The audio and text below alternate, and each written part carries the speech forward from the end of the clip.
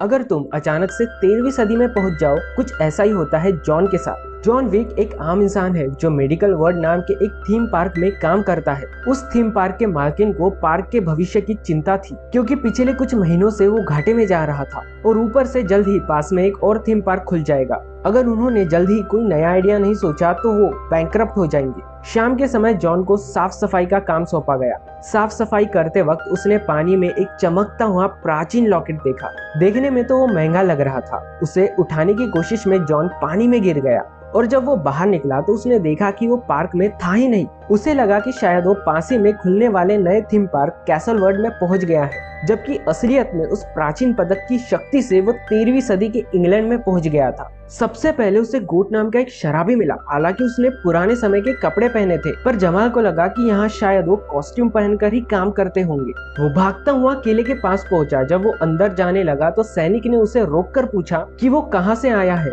जमाल ने जवाब दिया नॉर्मंडी, लेकिन सैनिकों ने सोचा कि वो एक फ्रेंच मिनिस्टर है जो कि कुछ दिनों बाद वहाँ आने वाला था। उन्होंने उसे अंदर जाने दिया। किले के अंदर सभी लोगों को 13वीं सदी के कपड़े पहने देख वो थीम पार्क वालों से इम्प्रेस हो गया। उसे अब तक ये समझ नहीं आया था कि वो समय में पीछे आ चुका है। अचानक उसकी नजर शीला नाम की एक खूबसूरत लड़की पर पड़ी। जब जॉन ने उससे बात करने की कोशिश की तो सेनापति माधव ने उसे रोका।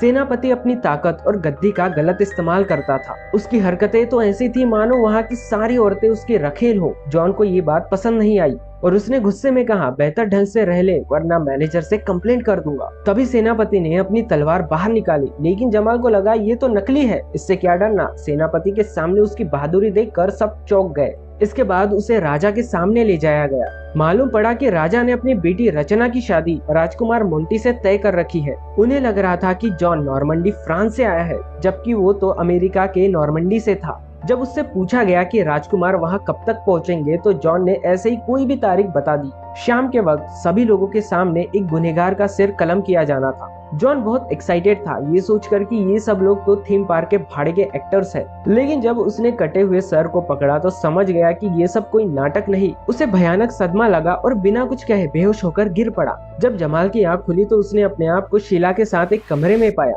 उसके एंशिएंट लॉकेट को देखकर शीला को लगा कि वो भी उसी के लोगों में से एक है। उसने जॉन को अपना लॉकेट दिखाया जो सेम टू सेम उसके जैसा था। उसने बताया कि इस निशान को पहनने वाले लोग इस क्रूर राजा को हटाकर अपनी पुरानी रानी को फिर से सिंहासन पर बिठाना चाहते हैं, जिसे राजा ने धोखे से हासिल किया है। जॉन उलझन भरी आवाज में शीला से पूछा, दीदी आज की डेट क्या है? जब उसे पता चला कि वो 13वीं सदी में पहुंच गया है तो पूरी तरह बौखला गया। वो अपने समय में वापस जाना चाहता था, लेकिन ये समझ नहीं आ रहा था कि कैसे जाए। इसके बाद एक गार्ड वहां आया जिसने जॉन को हॉर्स राइडिंग के लिए नीचे चलने कहा। उसे हॉर्स राइडिंग नहीं आती थी तो घोड़े पर उसकी अजीबोगरीब हरकत देखकर सब लोगों का खूब मनोरंजन हुआ।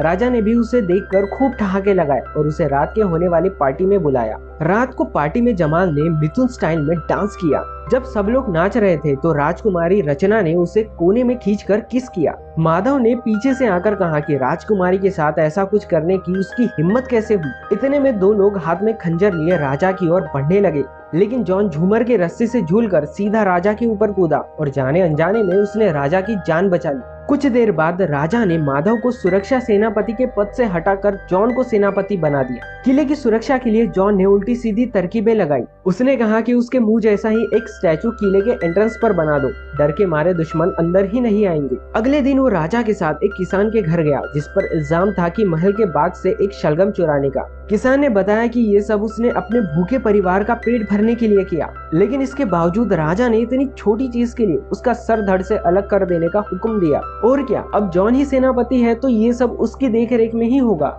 राजा के जाने के बाद उसने किसान को कुछ पैसे देकर कहा, तू भाग जा यहाँ से वरना खूसट राजा तेरे को छोड़ेगा नहीं। जॉन रात को शीला से मिला जो उसे अपने साथ मिलकर राजा को गद्दी से हटाने में उनकी मदद करने को कहती है, लेकिन जॉन ने ये सोचकर मना कर दिया कि जब राजा शलगम के पीछे सर कटवा रहा है तो उसे मारने की साजिश करने वाले लोगों के साथ वो क्या करेगा। शीला उसे डरपोक कहकर वहाँ से चली गई। आधी रात को एक औरत जॉन के कमरे में आई और उसे लगा कि ये शीला होगी तो उसने उसे कुछ करने से रोका भी नहीं। अगली सुबह नॉर्मंडी से आने वाले असली मिनिस्टर वहां पहुंच गए। राजा समझ गया कि जॉन ने उसके साथ धोखा किया है। वो सेनापति और फ्रांस से आए असली मिनिस्टर के साथ जॉन के कमरे में पहुंचा। जॉन राजकुमारी रचना के साथ सो रहा था। राजकुमारी को ऐसे हालत में देख नॉर्मंडी से आए उसके राजदूत ने शादी कैंसिल कर दी। राजा ने जॉन को उसे मारने की कोशिश करने वाले दोनों अपराधियों के साथ काल कोठरी में बंद कर दिया। बातचीत के दौरान उन्हें जॉन को दी ब्लैक नाइट वॉचर की कहानी सुनाई, जिसने खतरनाक ड्रैगन को मारकर मुंह से आग उगलने की ताकत को हासिल कर लिया था। अगले दिन उन सबको मारने के लिए सबके सामने लाया गया।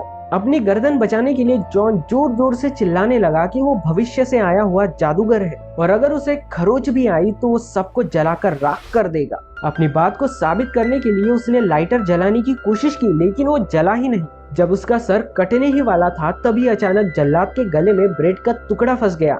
सबको लगा कि जॉन ने उस पर कोई काला जादू किया है। जॉन भी हाँ में हाँ मिलाते हुए कहने लगा कि अगर उसे मारने की कोशिश की तो वो उन सब का यही हाल करेगा। अचानक वहां आग लग गई, जिससे लोगों को उसकी शक्तियों पर पूरा भरोसा हो गया। असल में बागियों का एक गुट अपने लोगों को वहां से निकालने के लिए किले के बाहर से तीर मार रहे थे। शीला की मदद से वो तीनों सही सलामत वहां से निकल गए। जॉन फिर से गोट नाम के शराबी से मिला। पता चला कि वो राज्य के सबसे महान योद्धाओं में से एक है, लेकिन जब राजा ने धोखे से उनकी पुरानी रानी को शासन से हटाया तो उसने गोट को भी बेइज्जत करके महल से निकाल दिया, क्योंकि वो रानी के लिए वफादार था। इन सब के बाद वो दिन रात शराब पीकर नशे में धुत रहने लगा, लेकिन सबको उम्मीद थी कि उसके अंदर का योद्धा अभी भी जिंदा है। बाकियों के साथ समय बिताकर जॉन भी उनकी मदद करने के लिए राजी हो गया। एक दिन जंगल में जॉन ने 3 लोगों को गोट को बिना बात परेशान करते हुए देखा।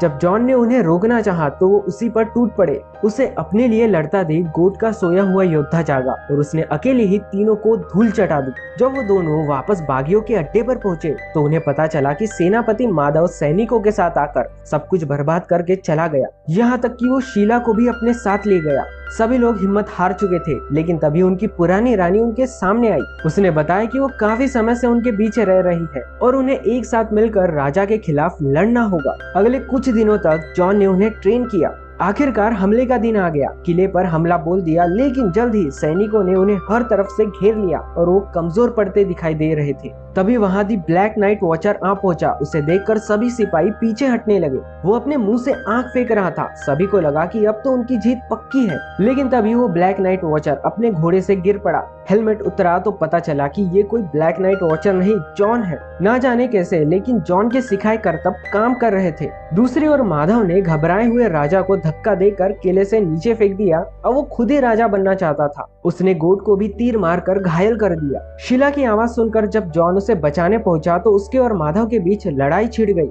हैरानी की बात तो ये थी कि जॉन उस पर भारी पड़ रहा था। जॉन ने माधव को हरा दिया। जब वो शीला के बंधे हाथ खोल रहा था तो पीछे से माधव चुपके से उसकी ओर बढ़ने लगा और इससे पहले कि वो जॉन पर हमला करता, गोट ने तीर उसके शरीर के पार कर दिया। माधव मारा गया। आखिर में बागियों की जीत हुई और जॉन सबका हीरो बन गया। वो समझ गया था कि उसका काम यहाँ पूरा हो चुका है। उसने सबको अलविदा कहा और अचानक उसकी आंख 21वीं सदी में खुली। एक नर्स ने उसे बताया कि वो गड्ढे में गिरकर बेहोश हो गया, लेकिन जॉन को इस बात पर पूरा भरोसा था कि जो उसने देखा वो सपना नहीं था। और क्योंकि अब वो मेडिकल पीरियड के बारे में सब कुछ जानता था तो उसने अपनी बॉस को थीम पार्क को बेहतर बनाने के लिए सुझाव दिया। जल्द ही उनका वो थीम पार्क पहले से ज्यादा चलने लगा। एक दिन उसे वहाँ निकिता नाम की एक लड़की मिली जो हूबहू शीला की तरह दिखती थी। निकिता को भी वो कुछ जाना पहचाना सा लगा। वो उसे जानती नहीं थी, लेकिन फिर भी जॉन की तरफ एक अजीब सा खिंचाव महसूस कर रही थी। और इसी के साथ मूवी होती है एंड। अगर आपको भी पास्ट में जाने का मौका मिले तो आप कहाँ जाना चाहेंगे, कमेंट में जरूर बताना।